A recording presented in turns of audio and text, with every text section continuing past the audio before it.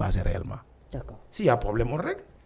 C'est tout. En tout cas c'est clair. Ibrahima Koundoul ñu ngi koy nuyu ak Mohamed Métro ñaa je sais pas en tout cas ñoom ñëpp ñu ngi leen di nuyu ñu ngi ñu dàpp ci jotaay bi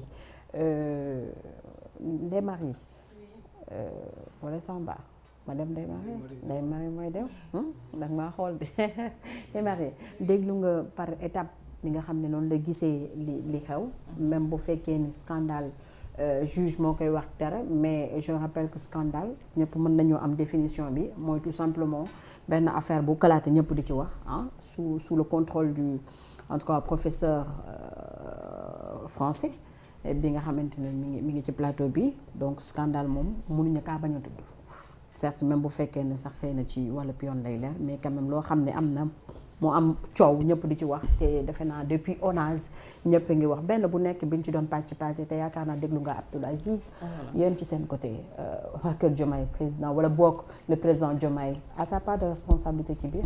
Moi je dis non. Allez-y. En fait la définition de scandale c'est quelque chose de mauvais qui a éclaté au grand jour.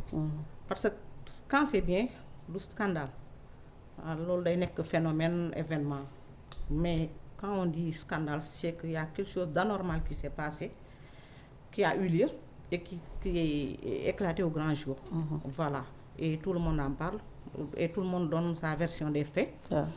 Monsieur sama mbokk ki nekk Pastef, monsieur Ndiaye, li mu wax daf ne c'est la responsabilité du président. Moi je dis non.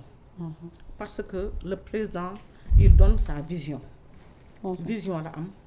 Day jël premier ministre tabb ko bu tabbee premier ministre moom moo war a exécuter sa vision te il l'a dit moom du jël kenn di ko nëbbal ay ayibam donc quand et nous ne sommes pas vous n'êtes pas sans savoir aussi que gouvernement boobu fi jóge kan moo ko tabb yéen xam ngeen la majorité des ministres l'ex-premier ministre moo ko tabb moo leen tabb n'est-ce pas? Et ce sont les ministres aussi qui nomment les DG. Donc quand il y a pépin entre le DG de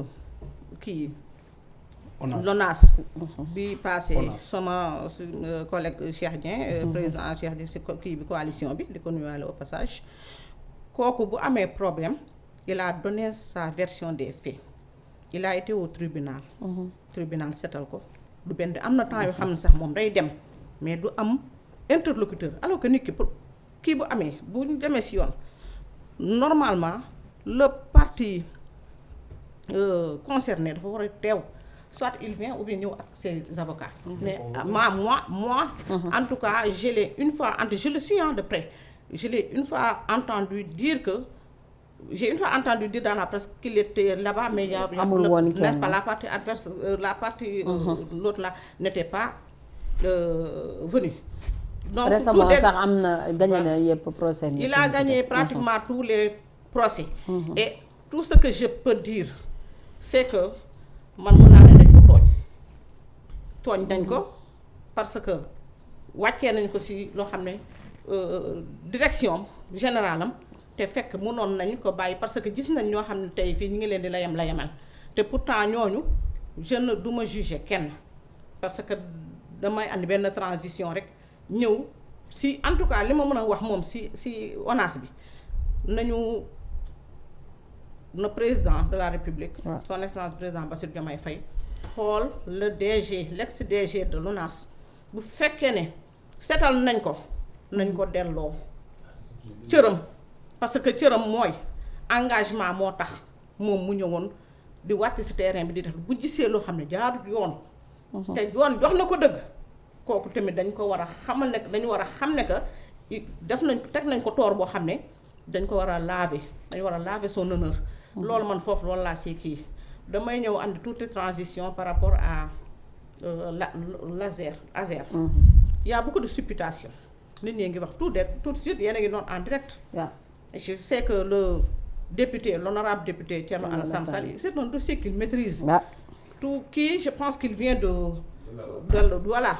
là-bas donc Bachir foofu na aussi am na lu mu ci wax. donc même ñu xamul sax affaire bu électrification rurale xam nañ ne y a problème en tout cas moi je viens du Sénégal oriental dañ ne taux d'électrification rurale 65,5%.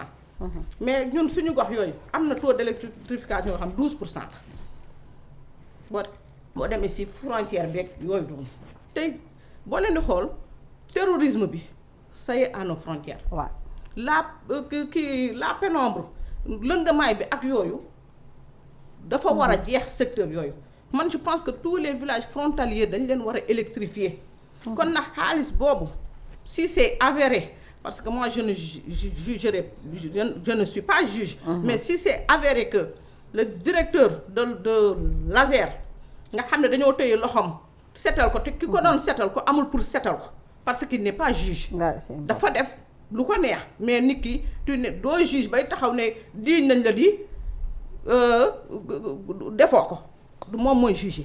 gis nañ tamit ku taxaw di jëwrin taxaw ne boo leen ko lekkate bi yéen a tey. loolu du wax boo xam dafa yenn maanaam donc s'il est avéré que qu'il est fautif yoon na dox liggéeyam. parce que je dis les villages frontaliers le Sénégal des profondeurs ils ont besoin d'électricité. n'est-ce pas voilà par rapport à la gestion de l'ex-ministre de la femme Maïmouna Dièye. vous savez ces problèmes de victimes du ma si sore parce que je pense dafa am yoo xam ne dañuy réeree mbir la notion de du victime sax de martyr.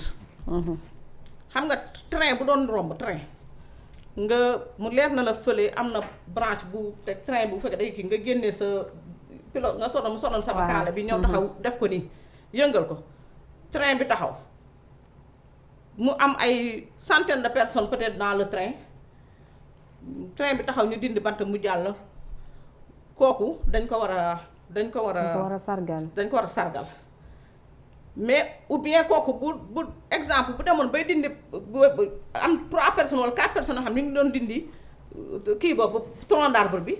bu ñu koy yëkkatee ñoom dee fekk leen ci mais sauvé nañ c'est comme man je pense les événements du 11 septembre. waaw mais l'avion qui devait atterrir dans fii le Pentagone bi xam nga ñoom dañ dem ci àll bi. donc ce sont des martyrs. man loolu laa xam ci martyrs. parce que tax nañu ñeneen ñi faatu. n'est-ce pas parce que il y aurait eu avoir beaucoup de morts. parce que bu daan woon cible bi ñu ko atteindre les terroristes kon tey jii la leen la ñu wax n'est-ce pas donc man je trouve que man.